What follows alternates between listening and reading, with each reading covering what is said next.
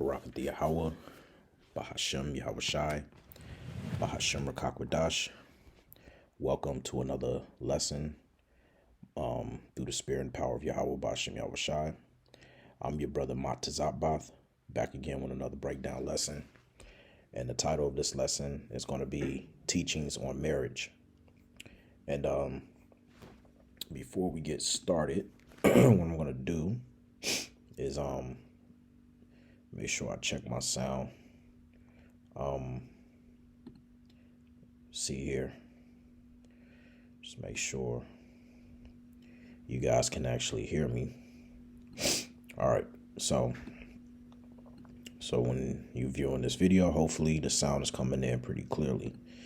All right. So I did a video about a year ago on this this topic, and I realized the last couple of live sessions that I've had on TikTok, I've had a lot of men and women ask questions about, the marriage and, just coming in the truth, and what if they divorced, and what if you have dealing with an individual, of unbelieving heart who doesn't believe or worship, Yahweh Bashem Shai and all of those things. So I figure, let me just go ahead and put a lesson together and put this out. And Yahweh Ratazah, Lord willing, this will be edifying. So the topic at the top, as you can see, teaching on marriage. So 1 Corinthians chapter 7, verse 1, let's get into it. Now concerning the things whereof ye wrote unto me, it is good for a man not to touch a woman. Now, the reason why Apostle Paul stated this was because Apostle Paul himself, when he was commissioned by Yahweh Shai to preach the gospel, he didn't deal with any woman, because when you drop down to verse, let's see here, I just read it. When you drop down to verse around 29, let's have a read. Says, but this I say, brethren, the time is short, which it is short right now, because we know that Yahweh Shai is coming back. It remaineth that both they that have wives be as though they had none, and they that weep as though they wept not, Salakia, and they that rejoice as though they rejoice not, and they that buy as though they possess not. Okay, because the fashions of this world, as you read in the next verse, is going to pass away. So everything that we're dealing with is only temporarily on this side. And because, as the scripture says, this is an adulterous generation, right? The women, the women who you're currently with right now, all right, they really don't belong to you. They're not your wives. Okay, and ladies, the men that you're currently with, they're really not your husbands, because when you understand scriptures, all right, sex is marriage. So whoever you lost your virginity to, ladies, that's really your true husband. But just to get back to the point, all right, let's read it again. 1 Corinthians chapter 7, verse 1. Now concerning the things whereof ye wrote unto me, it is good for a man not to touch a woman. Nevertheless, to avoid fornication, let every man have his own wife, and let every woman have her own husband. All right. So when you go into that word fornication, which we're going to do,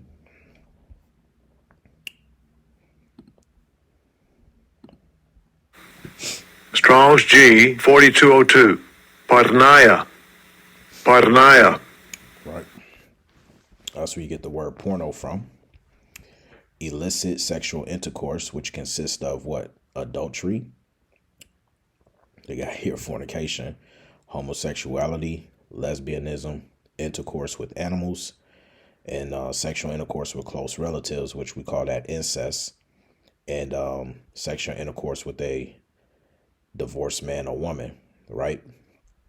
And this is talking about when a man puts away his wife, he committed adultery on her. And if she marries while she's still, with her husband or whatever, or Salaki, I messed it up, not with her husband, but if she decides to go and marry someone else, even though her husband divorced her, she committed adultery. as well, because it was not intended for a man to separate from his wife. All right. And Yahushua talks about that when you get Matthew, the 22nd chapter. And since I said it, let me just go ahead and get it.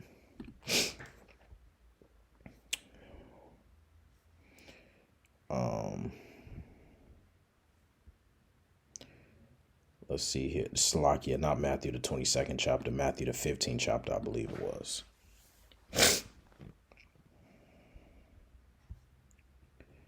And let's see here.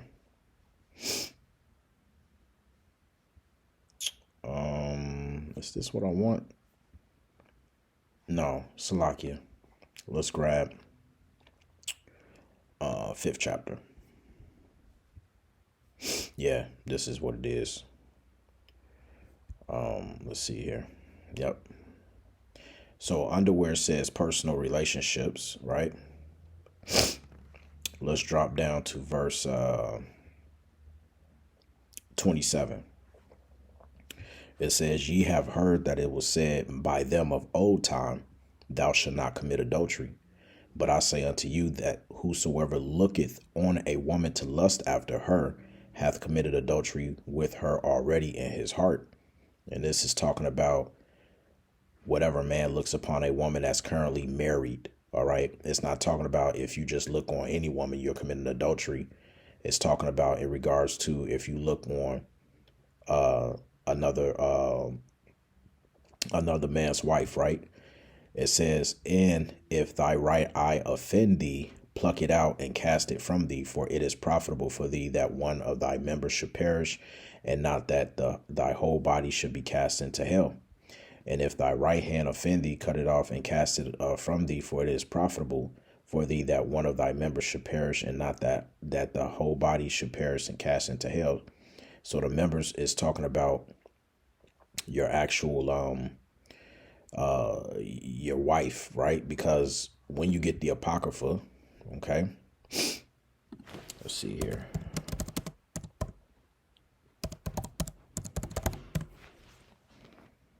All right.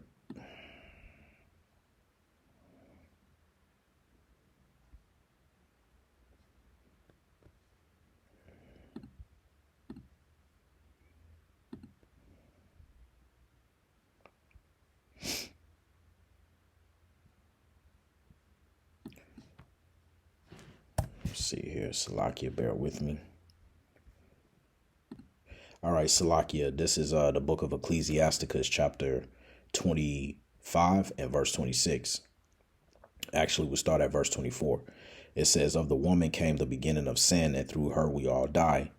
Give the water no passage, neither a wicked woman liberty to gad abroad. If she go not as thou wouldest have her, cut her off from thy flesh. That's part of your members. And give her a bill of divorce and let her go. Okay, so that's what Yahushua, when you go back to Matthew, the 5th chapter. All right, so I can get rid of that. Let's read it again. And if thy right eye offend thee, pluck it out and cast it from thee, for it is profitable for thee that one of thy members should perish, and not that thy whole body should be cast into hell. Now, it's not talking about literally if your eye offends you from looking, just cast it away. No, this is parabolic talk, okay? Because remember, when you get Genesis, the first Salakia, the 2nd chapter, all right? At verse 23, it says, and Adam said, this is now bone on my bones, flesh of my flesh. She shall be called woman because she was taken out of man. Therefore shall a man leave his father and his mother, and he shall cleave unto his wife, and they shall be one flesh. Okay, so if she, let's say for instance, if she's just a damn demon, and she's not, doing anything, causing grief, problems and stuff like that, hard to deal with, okay, that's what it's talking about there. Cut her off from your flesh. All right, she's a part of you. When you join with her, meaning when you have sexual intercourse with her, you guys become one flesh. Okay, so in the case of, if she's just wicked or whatever the case may be, that's really the only time that's talking about. But going back to what Yahushua said, okay, because there's a There's a point, verse 32, but I say unto you that whosoever shall put away his wife, saving for the cause of fornication, causeth her to commit adultery, and whosoever shall marry her that is divorced committed adultery. So in other words, what happens is, let's say if you're the husband and you cut her off, all right, without her committing actual fornication, and you just let her loose because you just didn't like her, whatever the case may be anymore, you had a falling out or whatever, right? You're committed adultery. You're just as guilty because you let her go. That's what it's talking about. All right. So you don't want to do that. So let's go back to 1 Corinthians, the 7th chapter. All right. At verse 2, it says, nevertheless, to avoid fornication, let every man have his own wife, and let every woman have her own husband. Let the husband render unto the wife due benevolence, and likewise also the wife unto the husband. Okay. In other words, goodwill, love, charity, kindness, and sexual intercourse. All right. All of that falls under benevolence. The wife have not the power over her own body, but the husband. And likewise also the husband have not power over his own body, but the wife. Defraud ye not one another, except it be for consent for a time, that ye may give yourselves to fasting and prayer, and come together again, that Satan tempt you not for your incontinency. Now, what this is going into is you gotta stop. Don't put yourselves in a situation to where, if let's say, ladies, if you get to a certain point where I can't be bothered with him, it's always the same thing, this and the third, you're not supposed to defraud your husband from sexual intercourse. All right, because sex is marriage. Okay. And when you go into because I actually go into this all the time, but I'll just do it for the sake of this lesson. When you look up the word sex in a root etymology, okay, it says males or females considered collectively, from Latin sexus, a sex state of being either male or female gender, a word uncertain origin, commonly taken with seco as division or half or race, which will connect it to sacere, all right, to divide or cut. That's what sex really means, to divide or cut. So what are you doing to divide or cut? Well, when you lay a woman down, you're dividing or you're cutting her hymen. Okay, when she's a virgin, that is. All right, because what we had back then, we had something in our law called the token of virginity. And the token of virginity was proof of blood spat on the actual cloth sheet that they will put down, so that, when they bring the husband and the wife together, when the husband will stick his rod into the, his wife's vagina, he will cut her hymen, which will prove that, if blood was on the sheets, that she was actually a virgin. So that's what sex means. Sex just simply means sex is marriage. All right. Sex consecrates marriage. Okay. So for those of you who didn't know that. All right. So that's why it says here back in 1 Corinthians 7 chapter verse 5, defraud ye not one another. Don't defraud one another, because you're only allowing your other half to burn. All right. And I say this time and time again on my TikTok lives. It makes no damn sense. Why did you get with that person anyway for you not to have sex with them? That's the whole point of marriage. All right. So you're not out committing what's called lasciviousness, which means you have a desire to fulfill the lust of your flesh, where you're just doing anything and having sex with all different types of people. All right. That's the whole purpose of you having your spouse. Right. So don't defraud one another, except for the basis of when you're fasting, praying, or also to add into it if your woman is on her cycle. Okay. Because when a woman, okay, when she has her, let's see here. Let me see if I can get it. I think it's the 12th chapter. Yes. Or let me see here.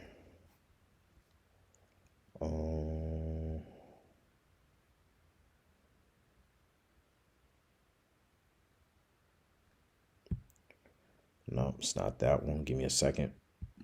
All right, Salakia. This is Leviticus chapter 15, verse 19.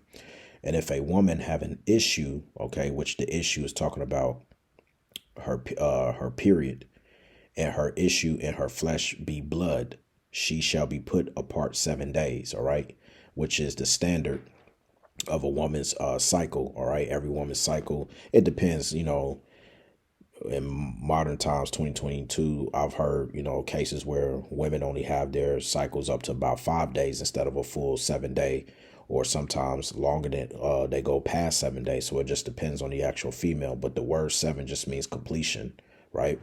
It says, she shall be put apart 7 days, and whosoever toucheth her shall be unclean until the evening. And everything that she lieth upon in her separation shall be unclean. Everything also that she sitteth upon shall be unclean. And whosoever toucheth her bed shall wash his clothes and bathe himself in water and be unclean until the evening. And whosoever toucheth anything that she sat upon, okay, shall wash his clothes and bathe himself in water and be unclean until the evening. And if it be on her bed or on anything whereon she sitteth, when he toucheth it, he shall be unclean until the evening. You see that? It says, and if any man lie with her at all, and her flowers be upon him, he shall be unclean 7 days, and all the bed whereon he lieth shall be unclean. So what is that saying? That means if you husbands pop your woman while she's on her period, okay, you're going to be unclean for 7 days, and all the bed whereon he lieth shall be unclean. All right. It says here, and if a woman have an issue of her blood many days out of the time of her separation, right? So if it succeeds past 7 days, her normal cycle, or if it run beyond the time of her separation, all the days of her issue of her uncleanness shall be as the days of her separation. All right. She shall be unclean. So that's a total of another 7 days added up on there. All right. Just to make sure that she's thoroughly flushed out. Okay. So that's the law when dealing with your woman, fellas. When she's on her cycle, don't touch her. All right. Otherwise, you'll be unclean. Okay. So let's go back to 1 Corinthians, the 7th chapter. All right.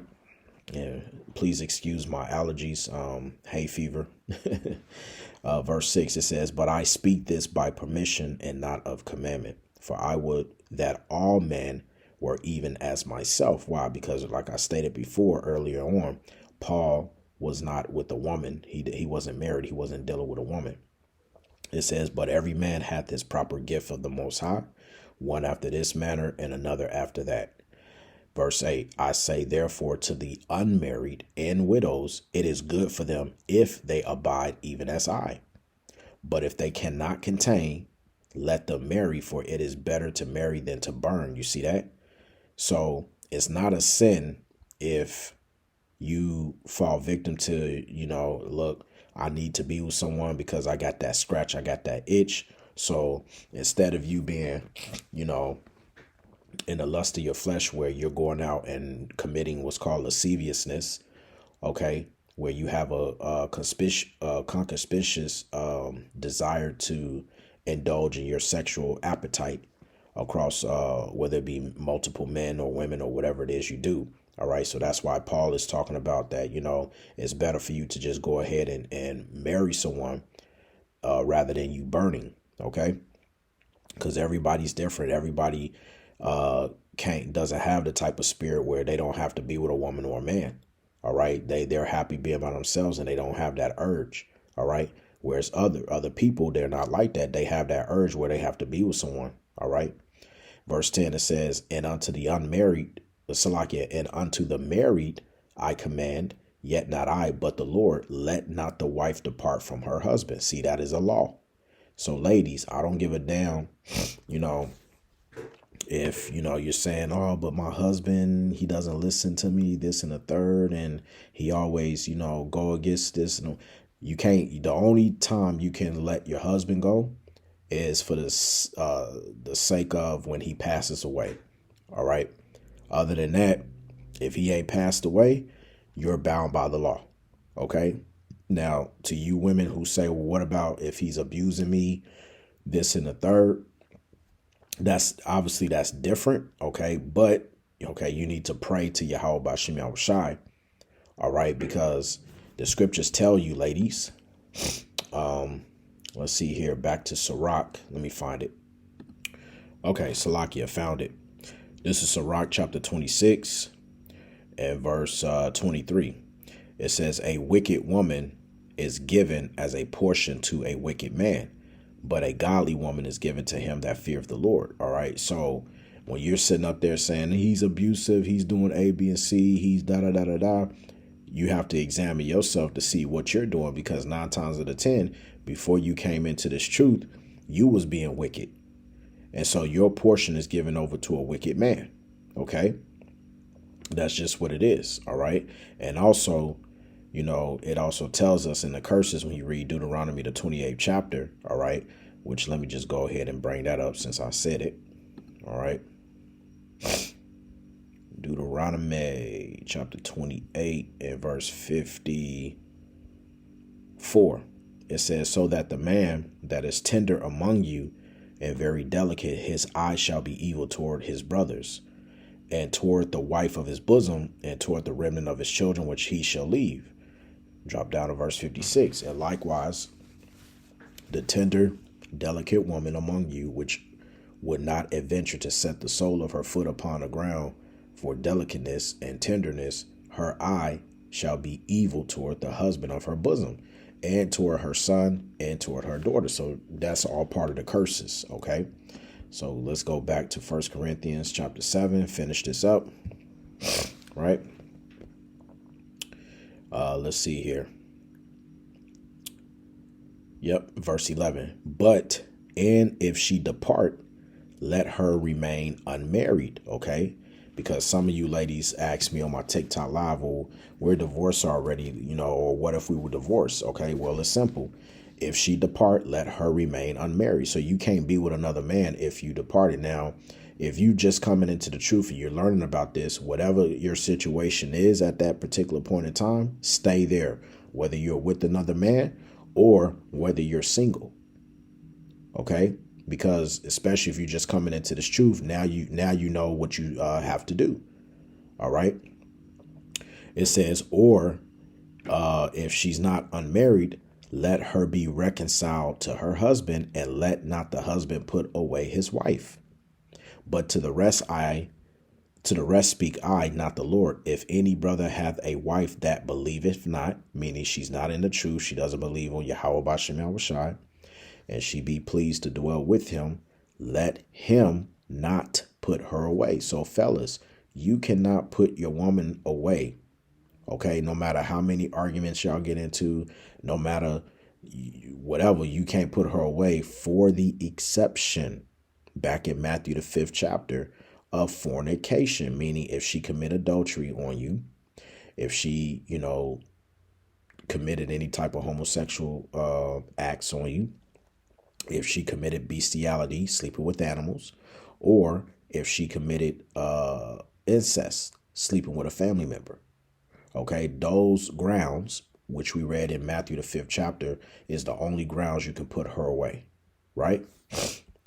Verse 13. In the woman, Slakia. Verse 12. But to the rest I speak I, not the Lord. If any brother have a wife that believeth not, and she be pleased to dwell with him, let him not put her away. Okay. So in other words, if she is an unbeliever, but she has not committed fornication, she has not done anything, but she is pleased to dwell with you, stay with you. Okay. Brothers, you can't put her away. There's no reason for you to put her away. Okay. And there's another precept I wanted to get real quick.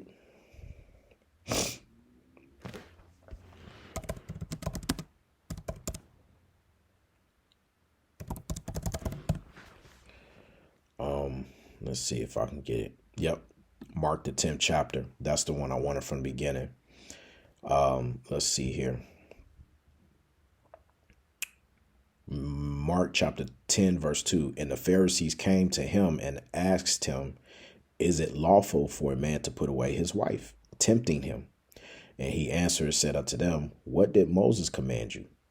And they said, Moses suffered to write a bill of divorcement and to put her away. And Yahushua answered and said unto them, for the hardness of your heart he wrote you this precept. But from the beginning of the creation of the Heavenly Father made them male and female. For this cause shall a man leave his father and mother and cleave to his wife, just like we're supposed to cleave to Yahweh through his son Yahushua, because we're known as the bride, all right, to Yahweh Bashim Yahushua, right? And they twain shall be one flesh. So then they are no more twain, but one flesh. What therefore the Most High have joined together, let not man put asunder. So in other words, when a man and a woman comes together, okay, and gets married by having sexual intercourse, let them not be separated. Okay. As Yahushua stated, it was not so from the beginning, but the reason why Moses put the law in there is because back then what was going on was you had men that were betrothing women, and then when they were going to the bedchamber to have sex with them to consecrate the marriage, they'll try to do one over on the parents, talking about I found not your daughter to be a maiden, okay, which means she wasn't a virgin, okay, and yada yada yada. And then what will happen is that husband will cause all type of grief, word slandering that family, okay, and that's why we have something called the token of virginity, okay. But Yahushua came, when he came on the scene, he cleared all of that up. He was like, look, this was not the get-go from the beginning, okay. From the beginning, it was said that when man joins with his woman, that's it, all right. You deal with each other until the one passes on. Okay, so I just wanted to grab that back to 1 Corinthians, the 7th chapter. All right. It says here, verse 13, and the woman which hath an husband that believeth not, and if he be pleased to dwell with her, let her not leave him. Okay, so women, okay, ladies, if you have a husband that is not a believer in Yahweh Shemel Shah, but he's still pleased to dwell with you and live with you, you can't put him away. All right. It says, verse 14, for the unbelieving husband is sanctified by the wife. You see that? So ladies, if you believe and you're doing what you can, okay, and you're still respecting your husband as the man of the house, okay, he could be sanctified by you. It says, and the unbelieving wife is sanctified by the husband. So brothers, if you're just doing the work, okay, standing 10 toes down for this truth, okay, even though your old lady, she don't believe in or not, hey, if she still dwells to please with you and everything and hold the fort down as your other half, okay, that's all that matters. You can't put her away. All right. It says, else were your children unclean, but now are they holy. But if the unbelieving depart, let him depart. A brother or a sister is not under bondage in such cases, but the Most High have called us to peace. All right. So if a husband walks away from his wife or whatever, all right, unbelieving, okay, it is what it is. All right. Okay. If y'all depart, okay, y'all depart, man. Okay. But going back up, okay, it talked about, reconciling. All right. If a husband put away his wife, okay, she can neither marry. All right, because remember, ladies, you're bound by the law. So even if y'all agree to separate, it's best for you, ladies, not to be with anyone else. Okay. Otherwise, you need to be reconciled back to your husband. Okay. Verse 16, it says for Salakia, I didn't even read verse 15 all the way through. It says, but if the unbelieving depart, let him depart. A brother or a sister is not under bondage in such cases, but the Most High hath called us to peace. Verse 16. For what knowest thou, O wife, whether thou shalt save thy husband? Or how knowest thou, O man, whether thou shalt save thy wife? Right. So how do you know that if you stay with each other, you don't know that you might end up saving each other? Okay. Verse 17. But as the Most High have distributed to every man as the Lord have called everyone, so let him walk, and so ordain I in all churches. Is any man called being circumcised? Let him not become uncircumcised. Is any called in uncircumcision? Let him not be circumcised. Circumcision is nothing, And uncircumcision is nothing but the keeping of the commandments of the Most High.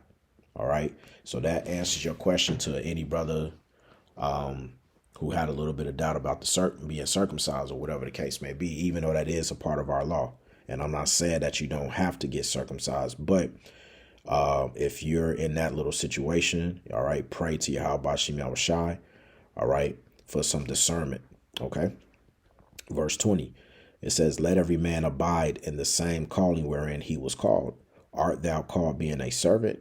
Care not for it, but if thou mayest be made free, use it rather. For he that is called in the Lord, being a servant, is the Lord's freeman. Likewise also he that is called, being free, is Hamashiach's servant. Ye are bought with a price, be ye not, but, Salaki, let me read that again. Ye are bought with a price, be not ye the servants of men. Brethren, let every man, wherein he is called, therein abide with the Most High. Now concerning virgins, okay, I have no commandment of the Lord, yet I give my judgment. So Paul is using wisdom here, okay, as one that hath obtained mercy of the Lord to be faithful. I suppose, therefore, that this is good for the present distress. I say that it is good for a man so to be. Art thou bound unto a wife? Seek not to be loose. So, hey, okay, if you're bound to your wife, if you're married, don't try to seek a way out to be loose from her. Art thou loose from a wife? Seek not a wife. Okay, so brothers, if you don't have a woman, okay, if you're not married, right, don't seek trying to get married. All right, just continue doing the work. This is what it's all about, because when we get in the kingdom, your heart's desires is going to be handed to you on a platter, right? Verse 28, it says, but, and if thou marry, thou hast not sinned. And if a virgin marry, she hath not sinned. Nevertheless, such shall have trouble in the flesh, but I spare you. All right. So it's saying that if you do decide to get married and stuff, just take into consideration you will have trouble in the flesh with each other. All right. Verse 29.